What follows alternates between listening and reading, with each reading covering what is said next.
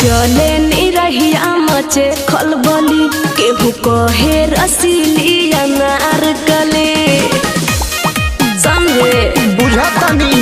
जब चले निरहिया मचे खलबली केहू कहे रसीली अनारकली हाय जवान के नचतनी केहू के चटावेली। अरे तो सुनो तोरा जैसा लड़की सुन रे पतर की चुटकी में हम पटावेली का तोरा जैसा लड़की सुन रे पतर की चुटकी में हम पटावेली। हाँ तो ये कुल करबा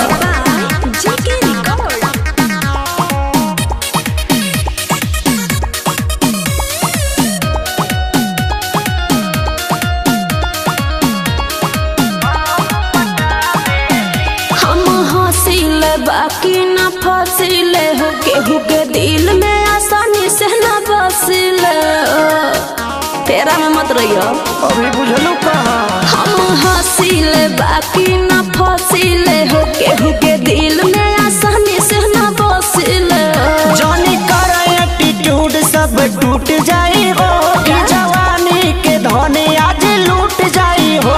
अरे बने लाजे हीरो हम साइड हटावेली हटा ना अच्छा तोरा जैसा लड़की सुन रे पतर की चुटकी में हम पटावेली तोरा जैसा लड़की सुन रे पतर की चुटकी में हम पटावेली। तो हम का करी हो